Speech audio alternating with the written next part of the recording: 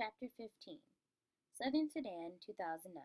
Even though the water spraying out of the borehole was brown and muddy, some of the little boys wanted to drink right away, but their mothers held them back. The men kept on working with the drill. Their leader talked to Naya's uncle and father and some of the other village men.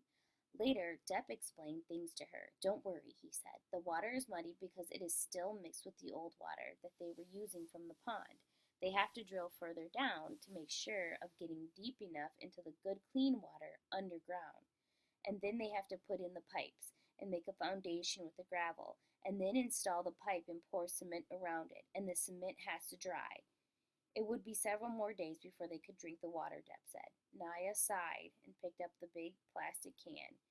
Yet another walk to the pond. Nairobi, Kenya, Rochester, New York, 1996. The Lost Boys. That was what they were being called in America. The boys who had lost their homes and families because of the war and had wandered, lost, for weeks or months at a time before reaching the refugee camps. The aid worker explained this to Salva and the 8 other boys he was traveling with.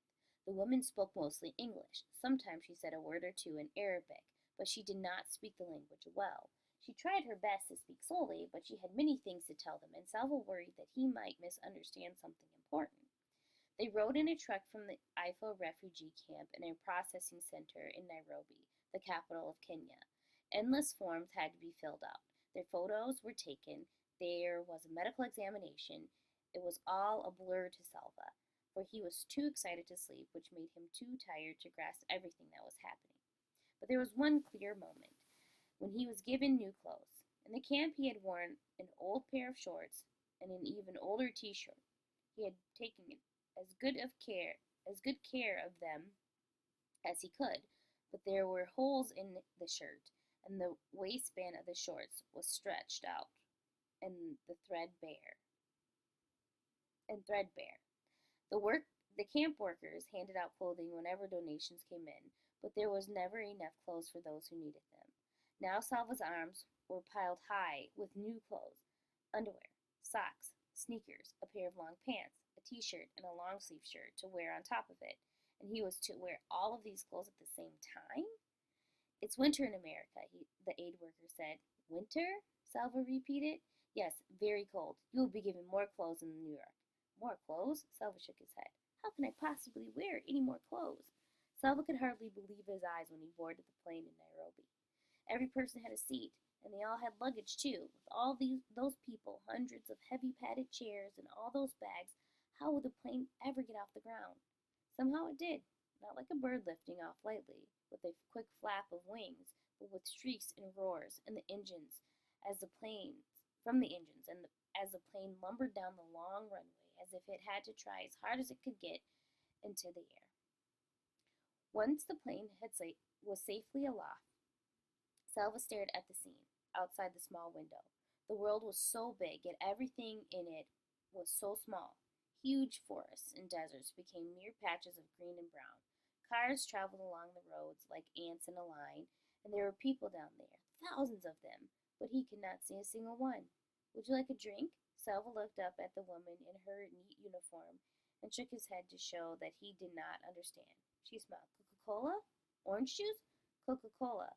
Long ago, Salva's father had once bought a few bottles of Coca-Cola back from his trip to the market. Salva's first tastes had been startling, all those bubbles jumping around in his mouth. What a rare treat it had been. Coca-Cola, thank you, Salva said, and with each sip he remembered his family, passing the bottles from hand to hand, laughing at the tickly bubbles, sharing and laughing together. The journey to Salva's new home required not 1, not 2, but 3 planes. The first plane flew from Nairobi to Frankfurt, in a country called Germany. It landed with an alarming thump, then braked so hard that Salva was thrown forward in his seat. The strap across his stomach caught him hard. He took a second plane from Frankfurt to New York City. It too landed abruptly, but this time Salva was ready, and he held tightly to the armrest. In New York City, the aid worker led the boys to different gates. Some would be making the final leg of their trip alone, while others were in the group of 2 or 3. Salva was the only one going to Rochester. The aid worker said that his new family would be waiting for him there.